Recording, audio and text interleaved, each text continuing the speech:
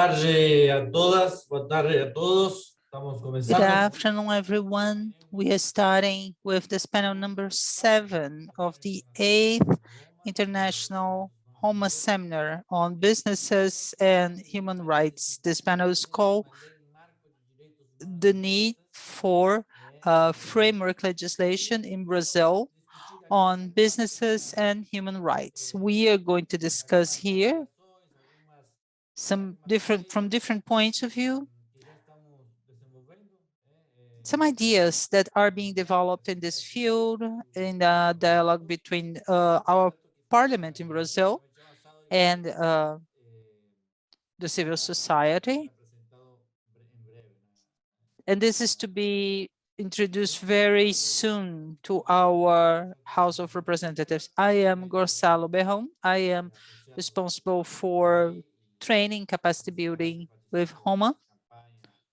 I also participate in the campaign for the International Binding Treaty. I want to thank HOMA for the partnership. We're going to hear from Gustavo Pesali.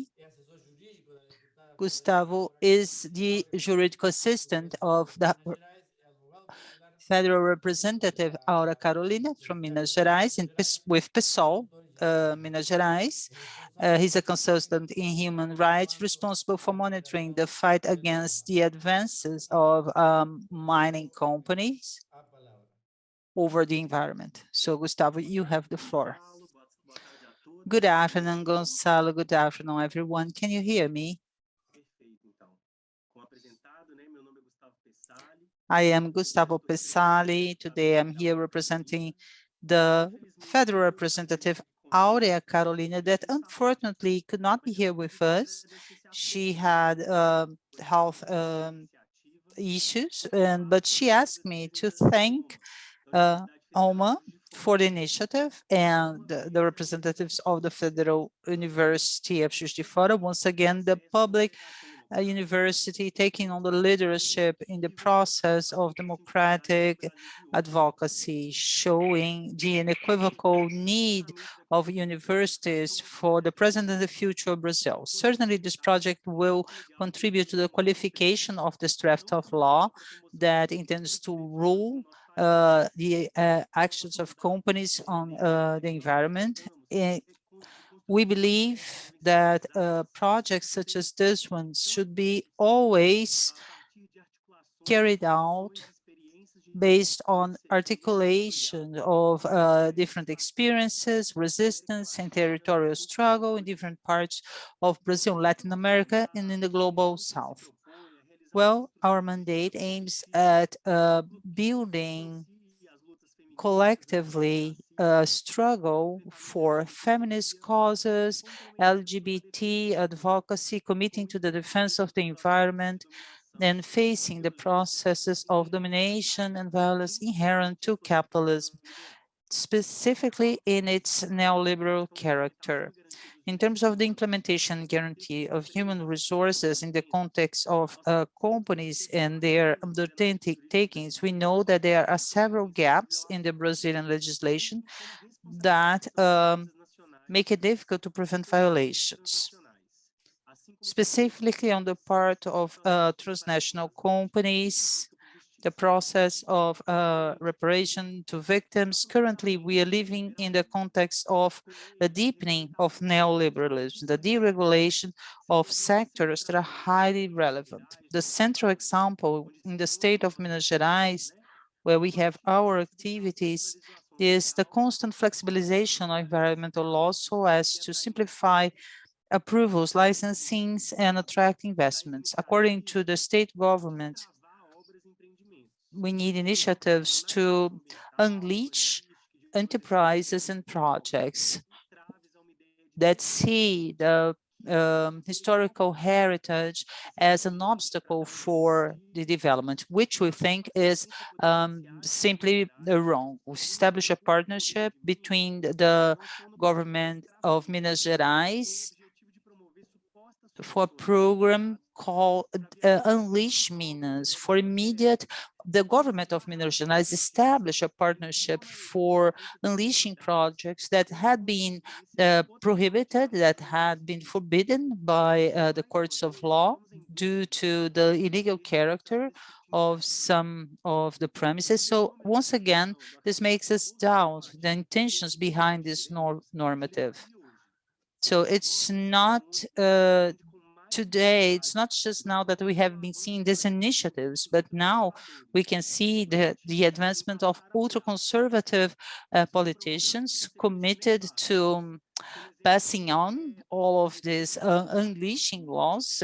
A concrete example are the criminal disasters with the burst of the dams of Savali, of Vale and Samarco in Mariana and Brumadinho, respectively. This led to the death of hundreds of people and animals, the irreversible destruction of fauna and flora in the region, contamination of rivers that are absolutely necessary for the ecological balance and for feeding people in different areas of the state.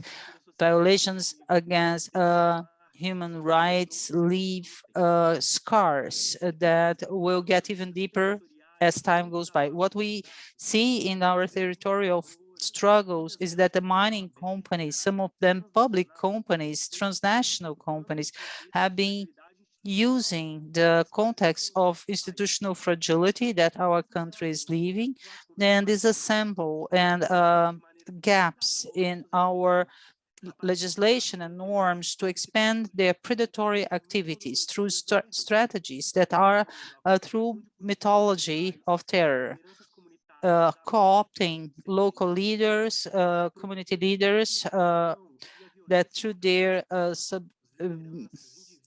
also through intimidation of individuals and communities that try to go against their advancements through environment of misinformation, fear, making it difficult for communities to establish a collective articulation, going against any standards that will prevent risk, that will inspect and control their activities with lack of commitment to transparency and the advertisement of their acts, the absence of internal systems of to protect human rights, of provisioning of funds for to pay for contingencies, negligence about the right of a free previous informed consent of traditional communities such as indigenous peoples and quilombolas, using the frailties of the judicial system. And here we are talking about even the prosecutor's office and the judiciary branch to delay the attribution of responsibility and remediation to those who are affected. And finally, the attempt to stress the processes of remediation with the goal of delaying the compensation of victims. There are spreadsheets that coldly precify the lives of people, animals, and plants, each square of land that is potentially devastated. This is not only fruit of our imagination. There was a commission established in the House of Representatives to investigate the crime of Vale in Brumadinho, opening procedures against Vale and 22 people for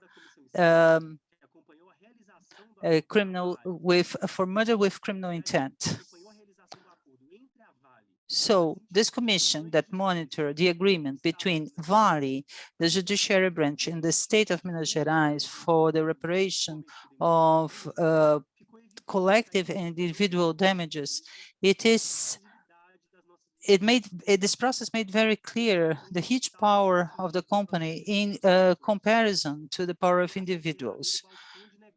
It was truthful business counter using resources for works that were absolutely disconnected to the needs and interests of the community, such as the case of the proposal of the building a highway ring with clear electoral interests. Part of the resources were destined to local politicians. The municipalities affected in the basin of Parapeba River were not able to decide the fate of the funds, open space for political destination of the values. Another situation that we have been monitoring is the urgent need to build alternative system to capture waters in the Paraopeba River contaminated after the Brumadinho dam burst, producing more violations of human rights. Communities along the margin of the river now see trucks and tractors destroying fences, constructions, characterizing the landscape and the river and their margins without any type of previous consultation or appropriate organization. What we realize is that without a legal framework to treat cases such as the dam bursts in Brumadinho and Mariana without any guidelines, with hashed process, we will create new layers of human rights violations. This has happened after decisions corroborated by judiciary agencies that, instead of acting as inspectors, become intervenients, managing part of the resources earmarked by the reparation process. So those who are most affected are the vulnerable parties in civil society.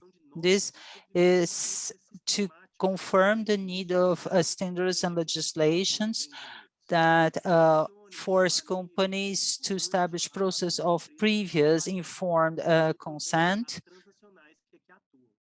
and inspecting the actions of transnationals. This is the only way that we can prevent this process of this failed process of reparation of damages. Due to the severity of the denunciations that arrived to us, we see that the decree of 2018 has failed, establishing only general guidelines that may or not be adopted by the companies.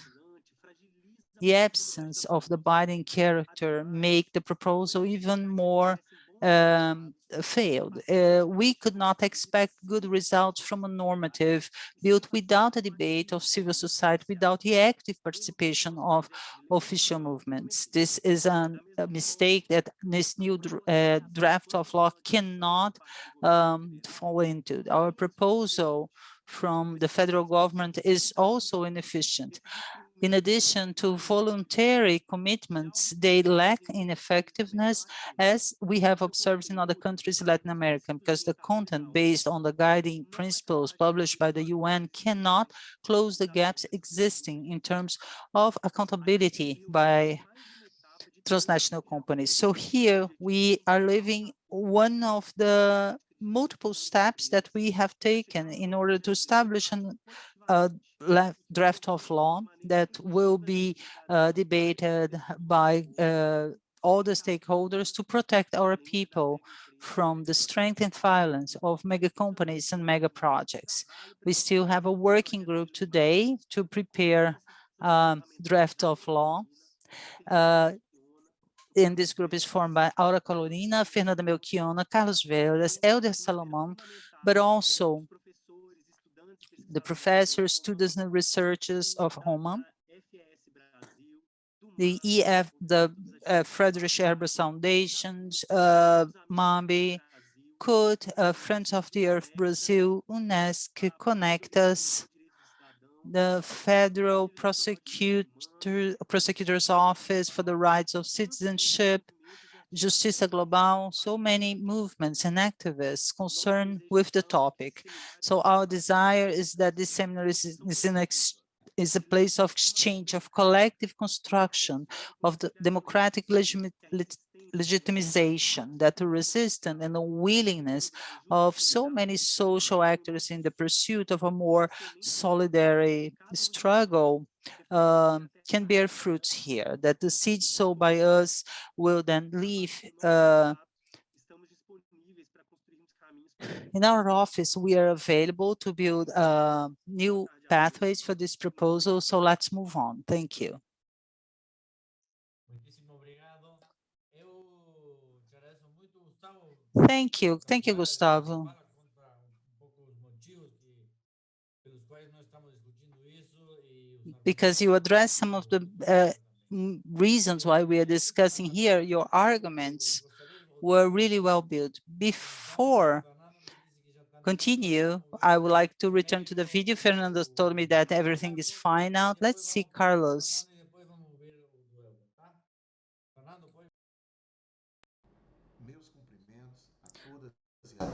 I'd like to greet all of you. I'm Carlos Veras, Federal Representative, President of Human Rights and Minorities Commission here in the House of Representatives in Brazil. This topic has been discussed by the Commission of Human Rights and Minorities in the context of the RP1, especially in terms of the responsibility of states and transnational companies about the impact and their impacts on social, human, and environmental rights. Transnational companies have more money in many cases than the countries themselves, and they cannot devastate our lands, as was the case of Mariano and Brumadinho in Brazil. Our struggle is to make sure that social, human, and environmental rights are respected. Therefore, hence the importance to develop this agenda, to evolve this pact, this commission, the situation of this agenda in our parliament. Thank you. A very clear message and the political will.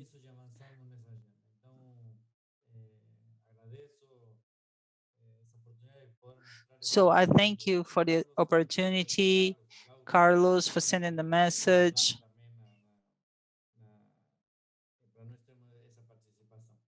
Então, Fernanda,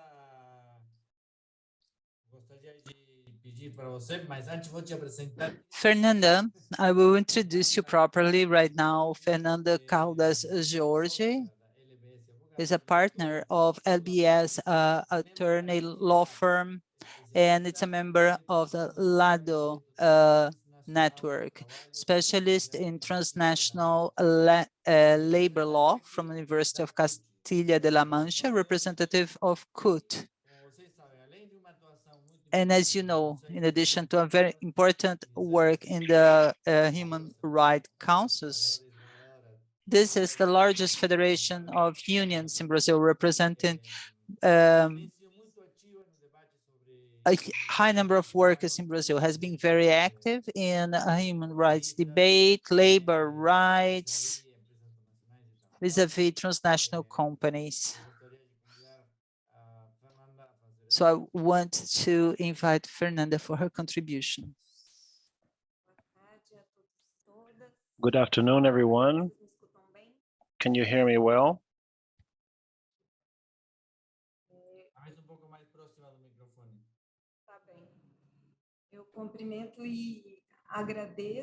So I thank you, I greet you, all those involved in this seminar, in this project, on behalf of FES Brazil and OMA.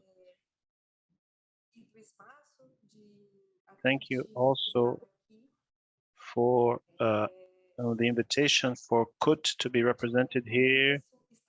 CUT has a commitment, it's part of its constitution of fighting for an improvement in living and working conditions for the working class in general, and to act, to work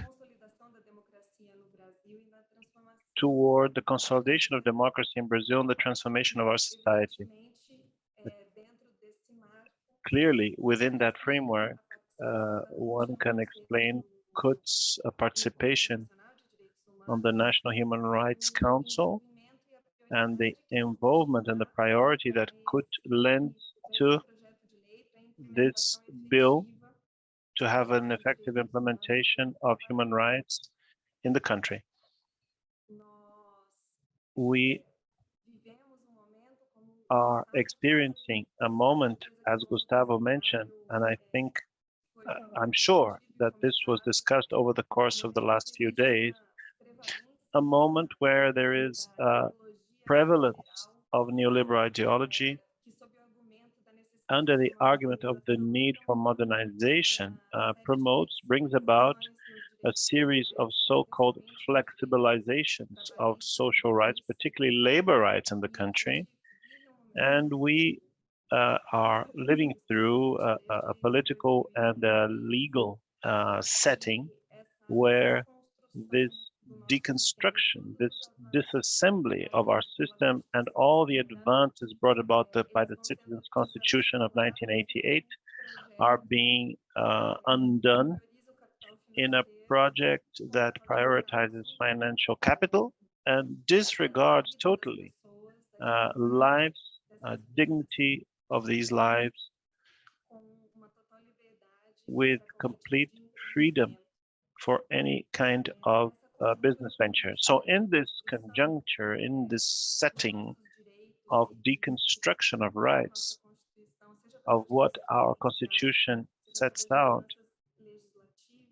whether through legal decisions or legislative changes, so the strengthening of Brazil's international commitments and the institutionalization of public policies and structures, state structures, not government structures, becomes even more important.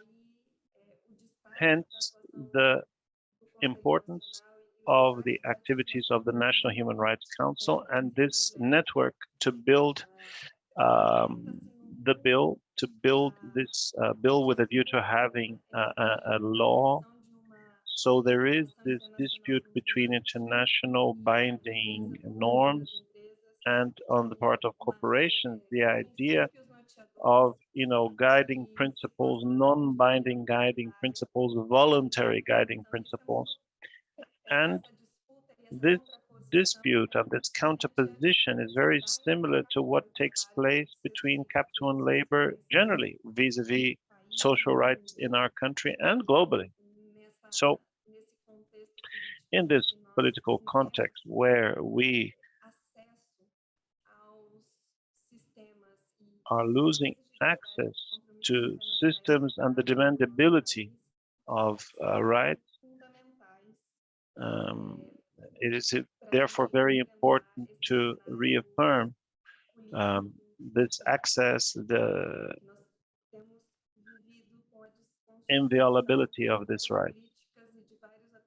We've witnessed the destruction of many public policies and even of structures, of consultative structures, as are the national thematic councils in Brazil. So for CUT, it's a priority to fight on this matter, hence our gratitude for the invitation and the importance of the intervention on this matter. As Gustavo talked about the environmental disasters and consequences they brought about, require the protagonism, the leading role of the affected populations, and the contribution we feel as the CUT Labor Congress that we put on the table is the protagonism of workers. One of the traits of this new reason in the world, this ideology centered in capital, is to disseminate the idea,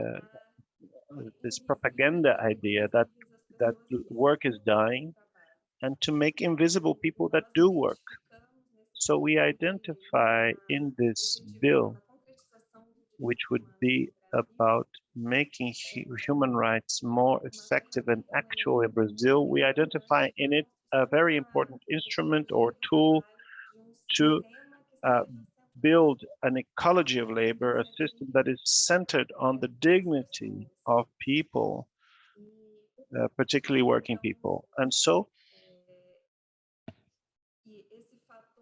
this factor cannot be forgotten because work has an identity, a belonging factor for working people. It's like a ticket into citizenship. So Brazil right now is facing high unemployment and other consequences of the pandemic, including hunger. We've returned to the UN hunger map, and so it's important to surpass this combat and surpass this destructive animus of the governments of the moment. So this is our grounding, this is our political grounding for being present here. And so the contribution that the CUT can bring to this group, and Gonzalo had asked me to speak in my initial remarks to explain the political participation of the CUT and try to underline the fact that this is a priority, how much it's a structuring item of the agenda of our Labor Congress. So we are developing a discussion about the structure of this bill. So that's where I will, that's the point I will address next. Just a minute. So the Federal University of Juiz de Fora, through Roma, does very good analysis and research on the national action plans the world over, and show the fragility of these plans that tend to prioritize the trend to be very generic, very broad, very encompassing, and transfer the responsibility to corporations and their voluntary adherence to the plan. So discussions have been guided to the creation of a bill that should be very well systematized, where beyond the normative principles, there should be a description about the obligations of the state in its role of promotion, prevention, promotion of human rights, prevention of human rights violations, partly discussing also the obligations of corporations and employers in general. And the state, once again, is important because it's an employer as well, and of mechanisms to have the actualization, the effective actualization of the human rights on the basis of international commitments taken on by the country, and the implementation of the national policy with mechanisms of monitoring, with the active participation of society, whether through the justice system, the prosecution service, the public defenders offices, but of society in general, with trade unions,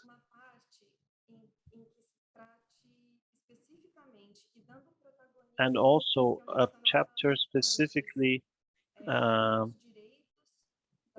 with the protagonism of the affected populations, spelling out their rights, and something more procedural about the active access to justice,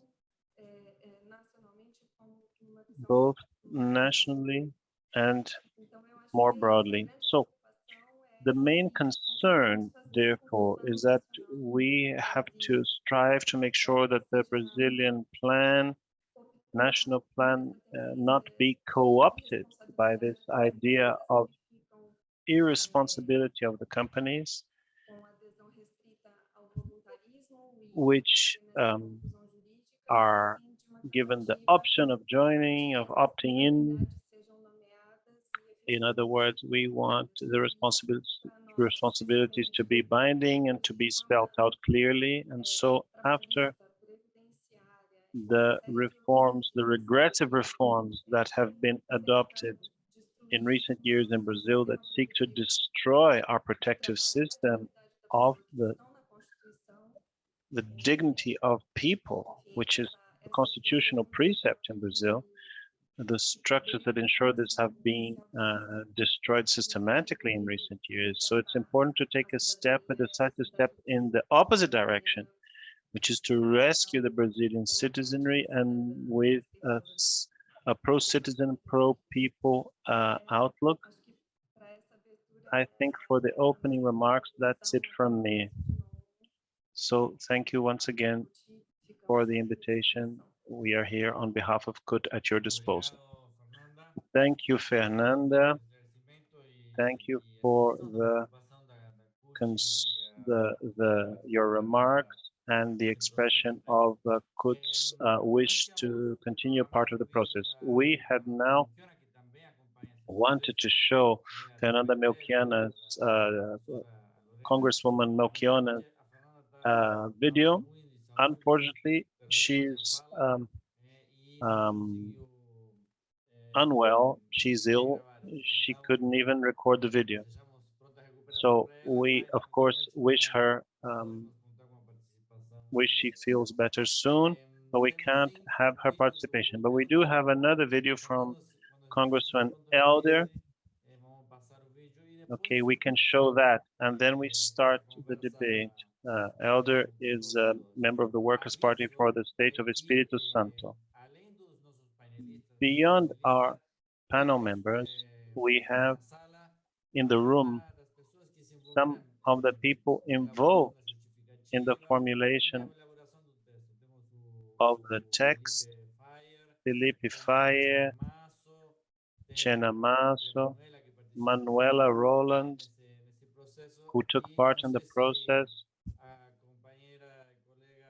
I don't know if my colleague Andressa Soares has managed to return, but she also took part in this draft.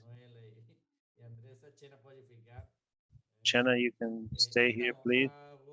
So we will now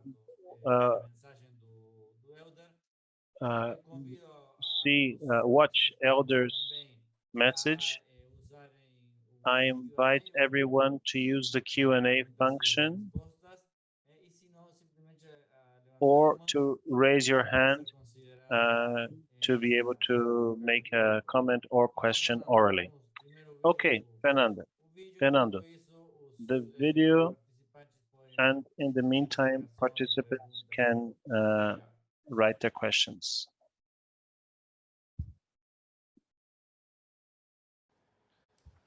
Sou Helder Salomão, deputado federal do Parlamento Brasileiro. I'm Helder Salomão, member of the Federal Congress, National Congress of Brazil. Brazil in 2007 took on various new obligations as part of the Universal Periodic Review, including to prepare a national action plan for corporations and human rights. So few steps have been taken since then. Brazil needs to advance very much in this debate in sync with the international community. Here in Brazil, there have been frequent environmental crimes practiced by companies, committed by companies. The most recent and most symbolic ones were the crimes that occurred in the state of Minas Gerais, in Mariana and Brumadinho, with major dams bursting. After these crimes, there was no reparation of the families affected. There was no economic reparation, there was no social reparation or environmental reparation. And so there is a difficulty to ensure that companies that commit these crimes, social and economic crimes, should be duly punished. There's a difficulty, there's a major impunity. So we consider it very important to have this debate with Brazilian society to advance in the formulation of a legal framework that is broader, more rigorous, and more in line with the principles of the international community to make sure that we can actually effectively have a new reality in Brazil about corporations and human rights. It's nice to hear Congressman Elder. He was one of the first that got involved with this formatting. There's something we have to say. There's a question here already on the chat. What is missing for the parliamentarians to advance? No, it's not that there's no involvement with parliamentarians, with process or with cases. What happens is that we found a certain system, these violations. And for some time, not a long time, but the problem is starting to be worked on in specific ways. So I recommend you, by the way, a book that OMA produced where they talk about this. How is the process? What is the situation in terms of human rights and corporations in Brazilian law? And how what is missing is what civil society and various parliamentarians want.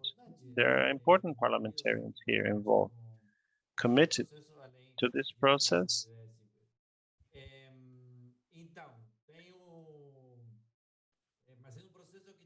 But it's a process that is growing, it's very complex, and there aren't many Congress people that want to work because it means a certain limitation of economic power. And I think Fernanda said it's part of the constant struggle within the capitalist system between capital and labor, the haves and the have-nots. That's the constant struggle. So not many have the courage or the wish to pick that fight. But there's a growing awareness of the subject, and the fact that we're discussing this today is an evidence of that. So among the panelists, I have my dear friend and colleague, Professor Manuela Roland, who wants to ask a question or make a comment. Hello, everyone. Thank you, Gonçalo. Thank you, Gonçalo, Fernanda. We had talked to the other Congress people, you know, they in the last couple of days, they were not able to attend. But I want to talk about the work that's been done. There's a discussion with parliamentarians that reproduces an international process with other networks. There are parliamentarians in other countries taking on this idea. So this happens in many countries and also internationally. We talked about in the previous session of negative experiences that are happening internationally and nationally that are lacking in elements that we would like to not reproduce here.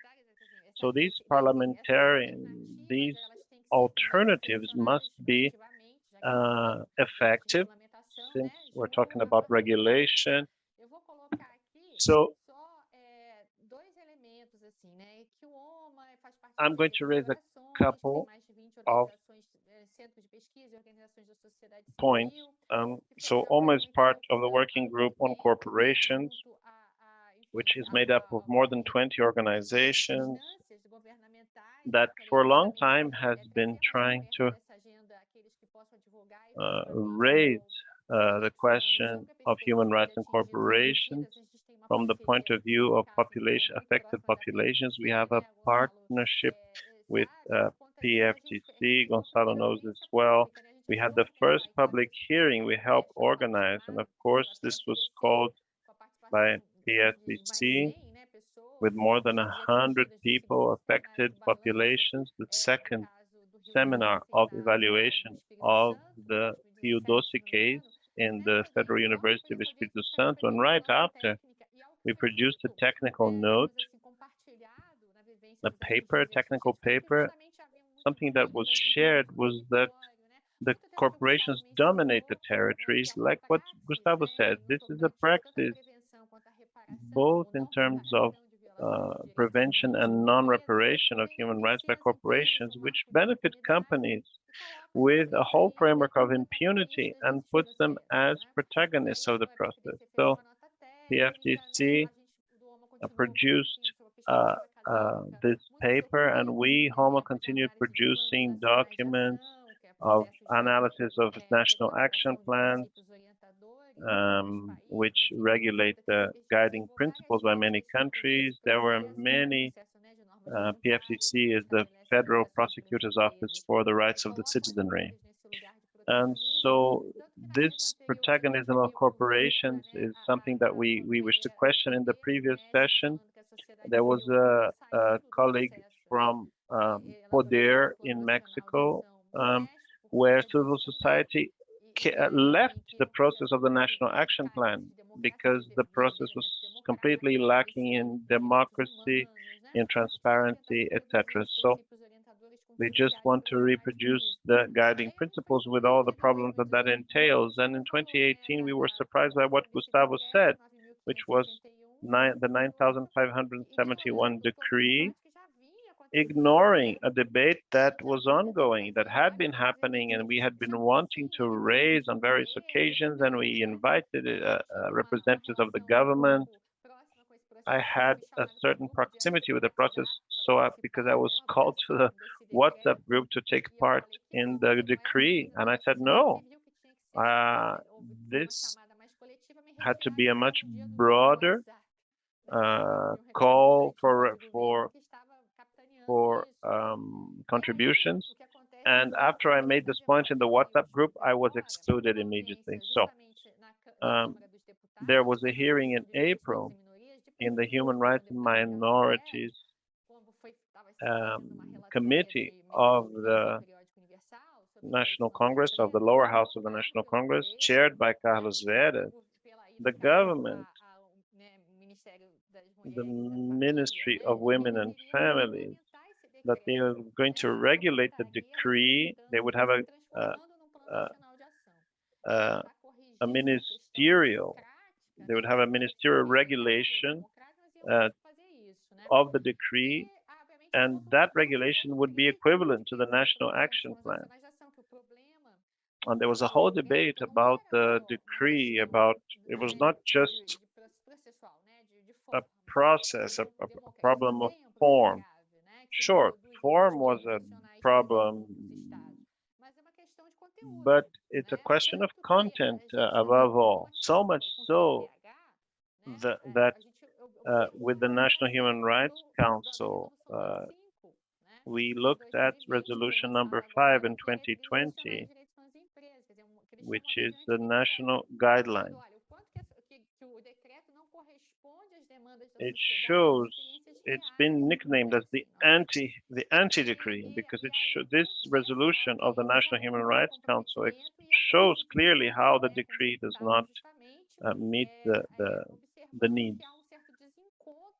So there is this mismatch right now in Brazil between some advances on the part of the executive versus what the affected populations that are victims of violations, what they are putting on the table. So Fernanda Melchioni has been to UN sessions of the negotiation of the international treaty. The last time we were together in October, and she observed the clamor of civil society and the criticisms made to some of the initiatives, including some of which Brazil is wanting to reproduce. So a person who was there involved, unfortunately couldn't be with us because she fell ill, but just to say that there is an organic, let's say, process happening. So I shared with colleagues that Herbert Vargas, who is the Ministry of Women and Families, published in his social media that the debates of the National Action Plan are already taking place with a view to the OECD guidelines, one to meet the demands of the OECD, and one of the objectives of all this is to obtain Brazil's entry in the OECD. So you can see a complete weakness in terms of what the priorities are. At no moment Brazil says Brazil is one of the worst human rights violators. Uh, so 6 years have passed since the Rio Doce river basin environmental catastrophe. Nothing has happened. So we have public hearings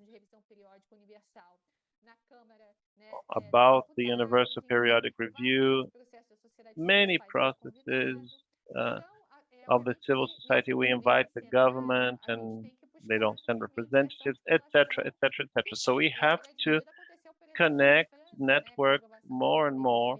Something that happened with the law, the due diligence law in France.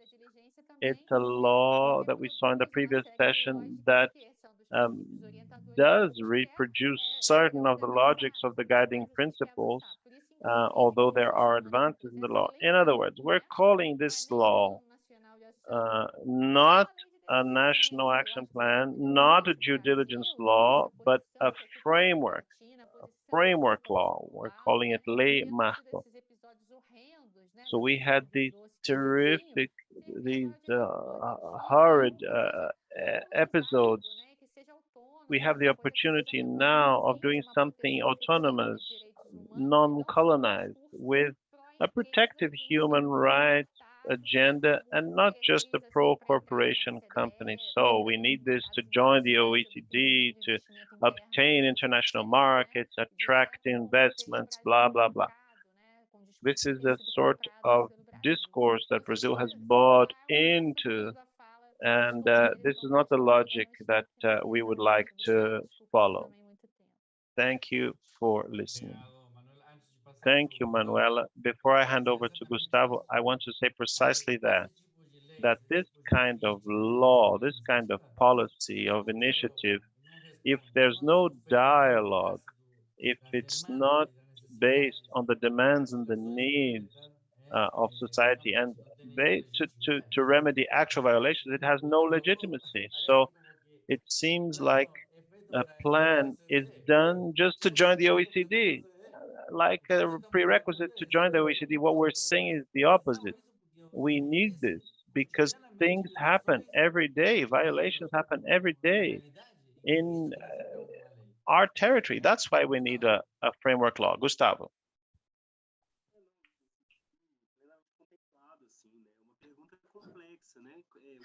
This is a very complex question. So what do we need for our representatives to take on this fight and to start leading this process?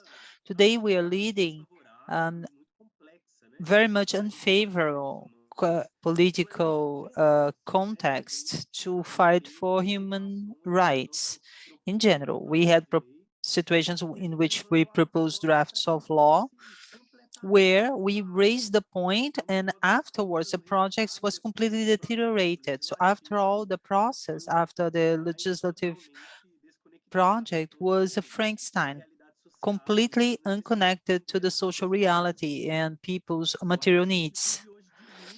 I think that today has everything to do with that. Aurea is sick, Fernanda is sick. So we see that the parliament environment, especially in the more progressive field, has been toxic, has been violent, especially for women, Black women, but not only them. For those, everybody that is facing this necropolitics promoted by the government. So it's absolutely necessary in a process such as this one that we create mechanisms to share our ideas, to deepen democracy so that we can disseminate this destruction as broadly as possible so that it becomes solid, legitimate, and with popular support. This is necessary for us to, in the mid and long term, to offset the democratic deficits that we are going to have to face in the House of Representatives and the Senate eventually. So maybe we can think of the recomposition of the House of Representatives as of next year's election to try to understand the context. I think the idea would be to present the project before, and based on that, try to find as much qualification as possible. Maybe with a different composition of our Congress helping us to do that. So we must also share our strengths. Those who are participating here in the seminar, who wish to participate with us in this construction, you are absolutely invited. Let's try to work together. Thank you, Gustavo. What you said is absolutely essential. And I see that Jenna Masso raised her hand. Hello, everyone. It's a pleasure to be here. So I think all the talks have already covered all of this question in a very broad way. This is a difficult topic. And whenever we talk of Roma, we know that we are in a situation of dispute between ideas about due diligence, protection of human rights, things that come from outside Brazil. So there is also this dimension that maybe a law of due diligence for Germany may have some effect. But in our reality of a country that has never consolidated social rights and human rights, it's completely inconceivable, because we know that transnational companies will have a more predatory action here. So it's a field of dispute between different agendas. On Tuesday, we started talking about that, but at the same time, we have a number of mechanisms that sometimes make this discussion easier. For example, in Brazil, we have collective processes. We have instruments and mechanisms such as the burden of proof and things that we must say that also apply to transnational companies. And there are discussions that we bring in this proposal of the framework legislation, the centrality of the rights of the affected people, which is something that advanced a lot in the tragedies of Brumadinho and Mariana. At the same time, we are working with that in the seminar, advancing the protocols of previous informed consultation. And there's a strong debate in Brazil about public hearings, mechanisms of participation. So it's an innovative character of a difficult framework legislation, but we have a background here, the Convention of Tobacco, that says that transnational companies could not participate in the debate of this convention. And we have to lift that veil in this dispute. This is something that we must face to organize this pressure, accept this invitation made by Gustavo that we all engage into that struggle, but at the same time to announce that there's nothing new in the international field of human rights, because otherwise we will think that it's all very innovative and difficult. And at the same time, something that we have addressed recently in OMA, which is this challenge that create a new language with a more concrete language for the national legislation domain, less generic. So there is this challenge of this dispute incorporating this agenda. So it's important to recognize how transnational companies operate, it's important to make it clear that we need further mechanisms to access justice so we can bring this to this framework legislation.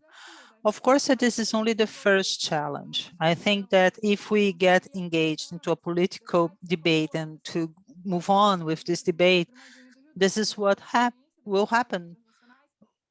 Just like it happened in Brumadinho and Mariana, we will take it to the field of the dispute on the agreements, the custody on the remediation, and this is something that that we still need to do, still to be done. Thank you. Philip Fire has raised his hand.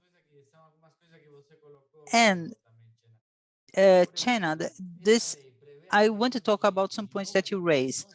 Does this law provide for the creation of new obligations for companies, for the state, for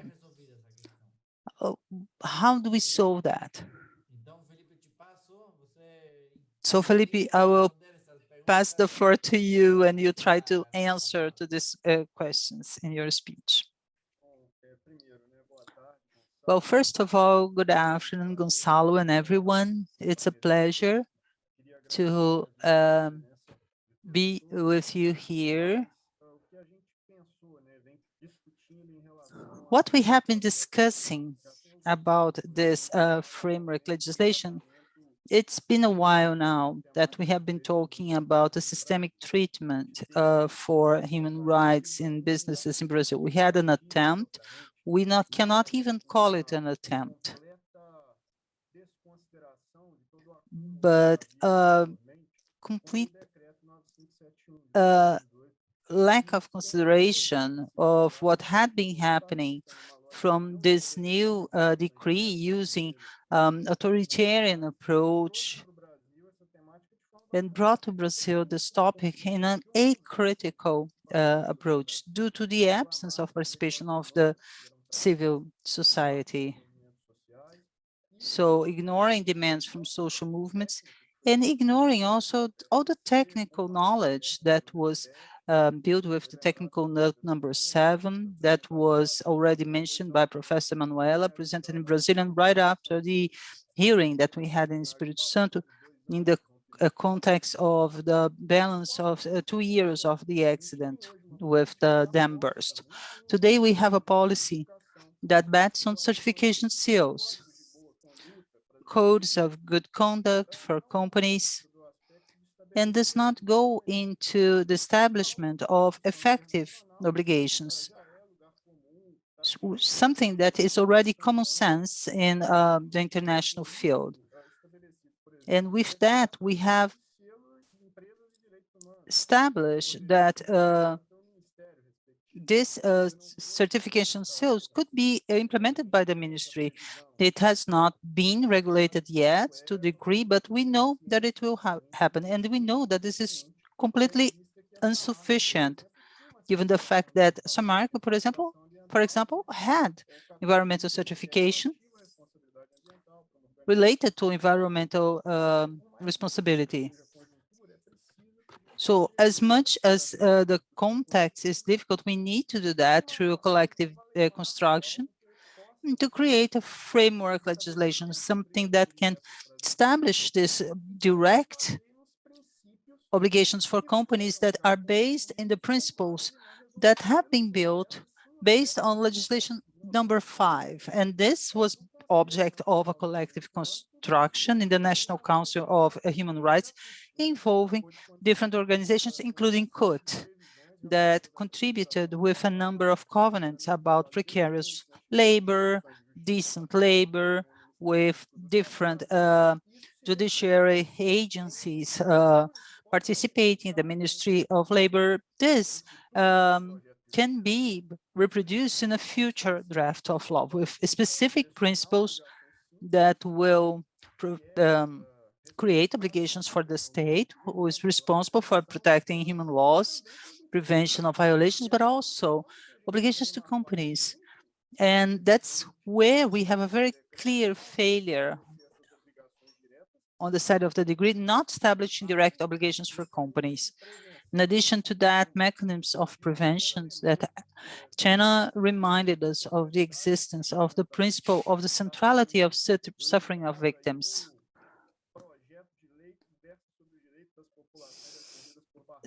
This was touched upon by the decree, but when we talk of a draft of a framework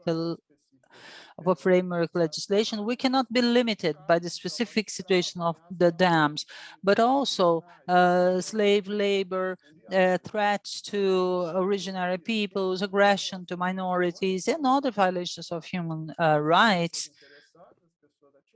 that will protect then the affected stakeholders and put these people in the center role, determining how reparation projects should be held, and so that violations are not repeated, providing prevention so that these violations do not happen again. Among these prevention measures thought in this potential draft of law, we could use some that are already being used. For example, one that recognizes the existing structural inequality between the different stakeholders.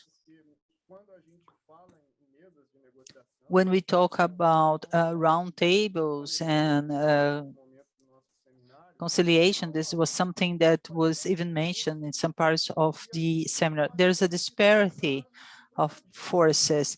And as it is the case of Brumadinho, where the people that were affected could not participate in the creation of the solution. This was reflected as an inequality in the reparation, as most of the funds were directed to the government of Minas Gerais and not to the affected people. So there are some measures, training for civil servants, mechanisms of access to information, attribution of instances in the participatory process that will not be captured by the corporate power, and with the direct obligation of immediate suspension of public partnerships, tax incentives, and administrative partnerships in general with companies that are involved in this disaster. Sometimes companies use these cases for positive advertisement of these initiatives. This can be also part of a potential draft of law on the side of reparation, so that we can keep companies from using their actions as a positive advertisement for them. This is changing the focus of the process instead of a compensatory approach to an approach that is more based on reparation of the affected parties. So the structure was based on that, the obligations established for companies, and especially for companies recognizing that they may violate human rights, and also prevention and reparation, involving the impossibility of always using negotiation methods, ignoring the disparity of forces.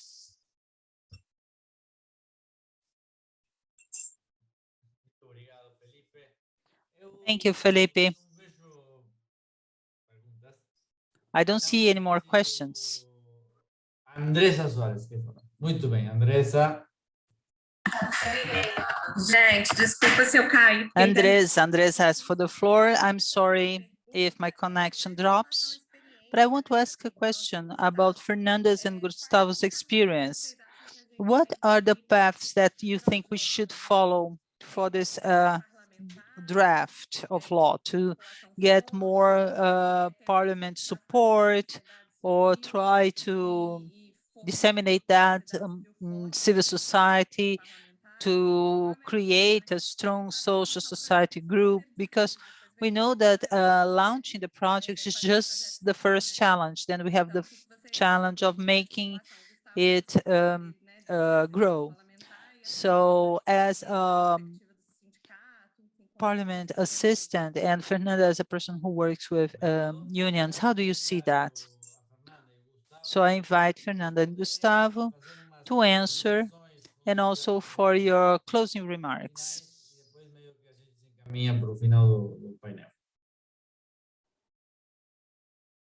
Posso falar então rapidinho ou Fernanda, você quer ir? Mais próximo, por favor. Se aproxima. Please, Gustavo, yes. Can you hear me? Ou tá ruim? Vocês estão me ouvindo? Can you hear me? Yes. Bom, essa pergunta, ela não tem uma resposta muito pronta, né? Assim, Well, this question, we don't have a ready answer for that question. We'll have to build paths. My master's degree was on technologies for democratic expansion. I don't know if you know the history of Capinetoma, but here in Belo Horizonte, it was the result of a collective campaign that led to the election of Aurancida as for the city council, and they decided to put down all the partitionings of the physical space in their office to create a one single room for everybody to work together. So all of this issue is based on the appropriation of politicians. We developed a project called LabPulp. All of these drafts of law, they had a technical juridical side, but also the discussion with the civil society. Of course, that when we talk about a draft of law at the municipal level, it's relatively easier because these are local topics and we have a certain capillarity in the territory. When we talk about highly complex drafts of law, such as this one, and when we take it to the international law, even if it's in the area of human rights, in some situations, we have a loss of territoriality. So we must join the social movements that are already in this area, civil society organizations, the third sector, and to create a methodology about this territorial discussion. That, from the technical point of view, maybe we will not be able to add, but we must translate our struggles and our the desires of people who are suffering their territories to translate it to a more technical language. This will be made by attorneys, by parliament assistants. So I think that the idea is to establish a methodology. For example, we can think maybe in a leaflet, how to discuss the project in your territory. And then people can carry out this debate. And why not in a public school in the state of Bahia, if a teacher wants to hold this debate and they can send us the result. This transfer this discussions to society and also create mobilization around the project. This popular mobilization, I have always assisted, I was always focused on minority in my parliament work. So we, from 41 representatives in the city council, we had 6 in a broad spectrum of left-wing politicians. In the House of Representatives, it's a disaster. We don't have almost no representativeness. So if we don't have popular articulation, and then also the contribution of the media it will be very hard for us to have this debate. But at the same time, we must qualify the debate and try to understand our limitations, what we can do, what we cannot do. Also, the urgency of this process is very high.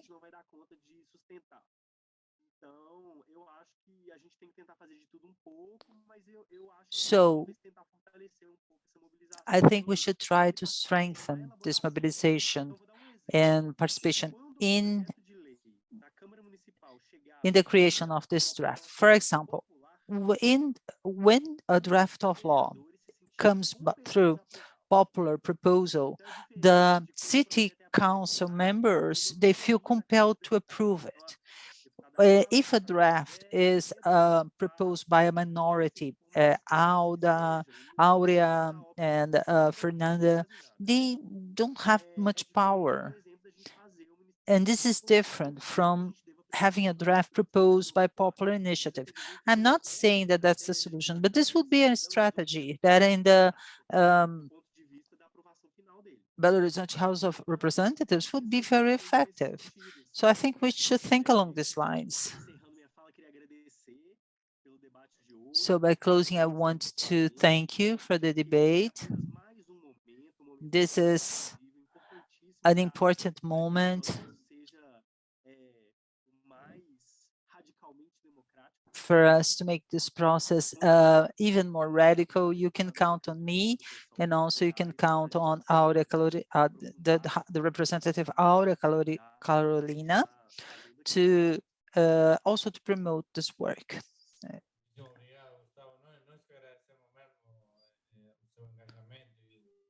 Thank you, Gustavo, for your engagement.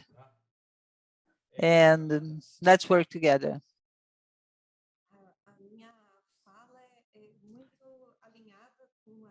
My position is very much aligned with Gustavo. Our more effective experiences in the National Congress in these last 5 years were those who were supported by more social mobilization and that had more understanding on the side of society. The labor reform, exactly due to the lack of direct connection by the people, it engaged much less people than the social security reform. And then our ability to resist, of course, we are living a very unfavorable context, but our capacity to avoid even greater advancements was more effective when we had more society engaged around these topics. Another example is the National Campaign for the Right to Education that managed to establish important achievements in our last mandate. So I reinforce what Gustavo said, the importance of the mobilization of society in general around the topic. And in order to get that,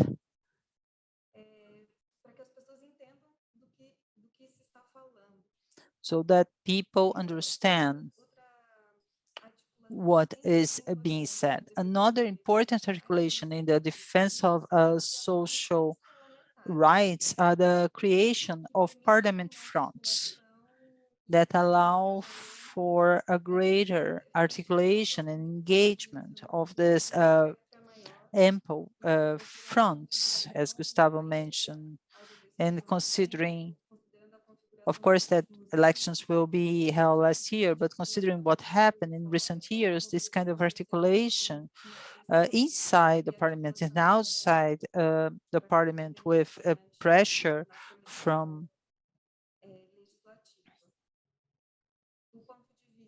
society is very important. From the point of view of the union movement,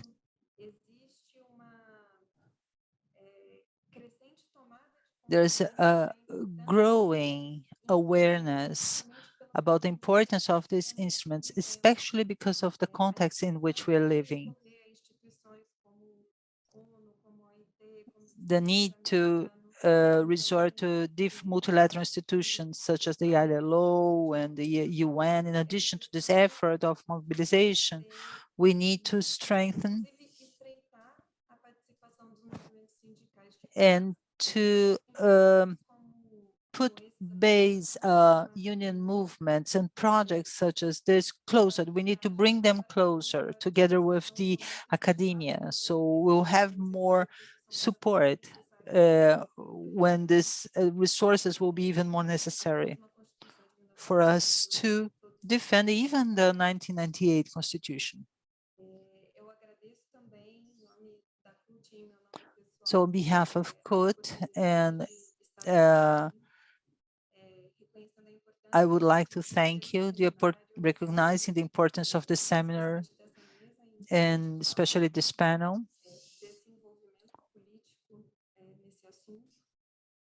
So I thank you. And I say goodbye, convinced that this is another campaign where we will be together.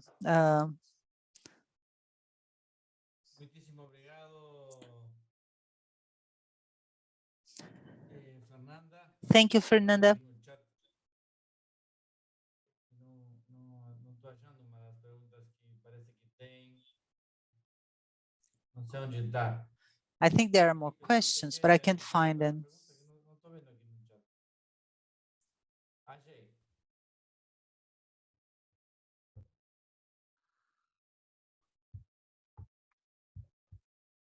Eu vou responder essa pergunta. I will answer to this question. The question says, Good afternoon. I'd like to know the opinion of the panelists if it would be good to have a critical work with other parliamentarians to speak about the failings of the guiding principles, for instance.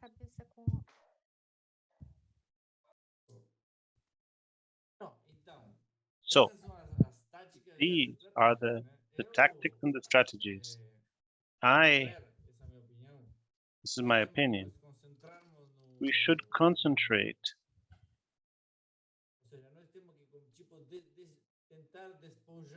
try to separate the process from subjective questions. We know it's impossible, but as much as possible, try to so instead of going to a debate, which is the international debate about due diligence,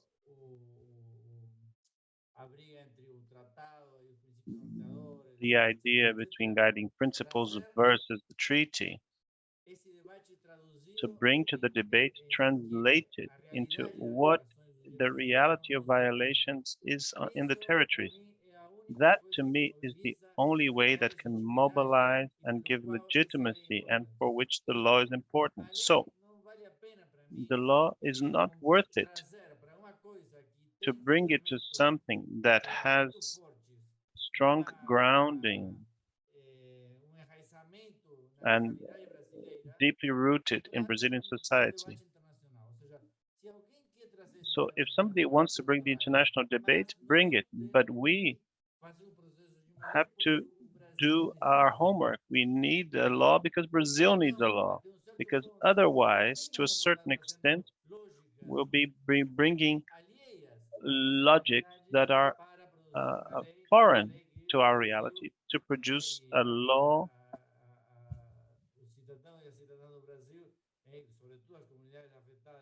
and the Brazilian citizenry and the affected communities particularly need this law. So this strategy is the strategy that connects the Congress people with their constituents, with their territories.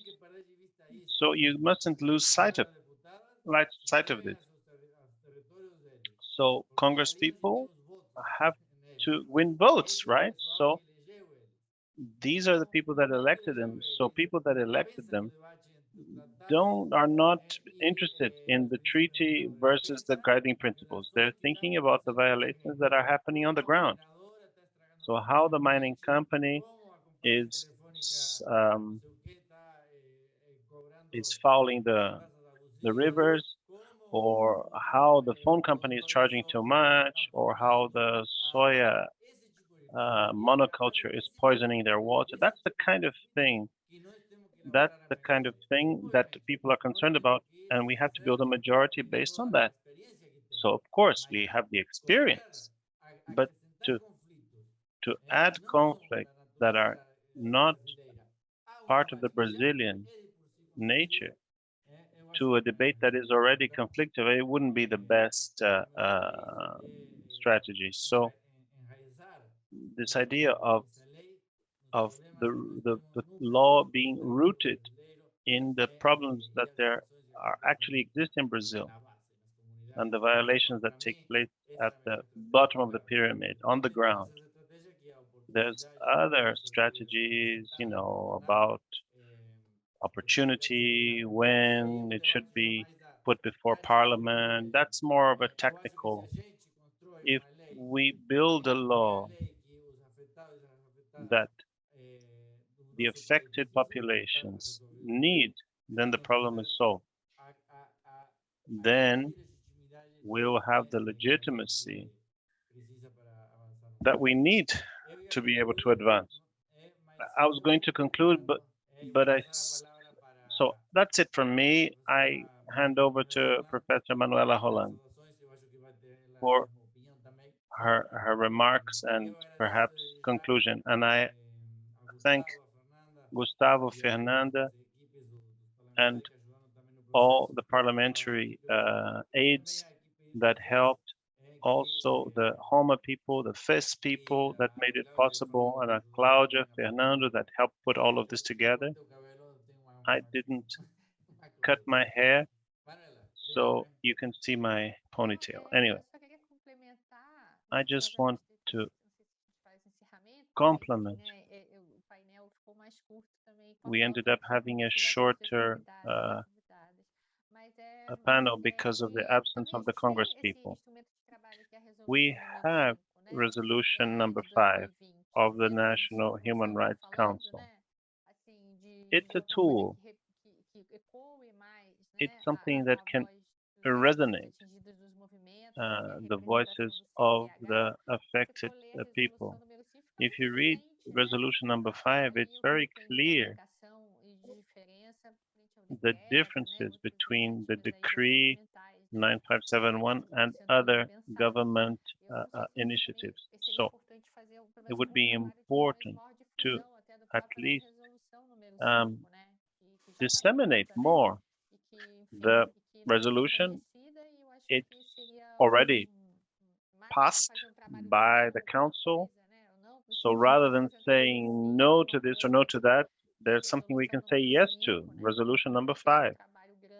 And a lot of work went into its formulation. So that would be an important communication strategy. So we're not speaking out of the blue. So on behalf of Homa, I want to thank you all, Fernanda, Gustavo, Gonçalo, everybody who's present here listening to us, to the interpreters, to all the Homa members, our students, our researchers. We spent the whole week here. There were also some evening events. So we're always doing our best at Homa to open up spaces for different voices, this multiplicity of voices. Sometimes we advance more, sometimes we advance less, because when we come closer to the nucleus of power and there's the possibility of change, then more and more complex tools are required. The Brazilian state has its own rituals and requirements, etc. So it's a construct. We're together. We can add our efforts more than ever before. Thank you, everyone.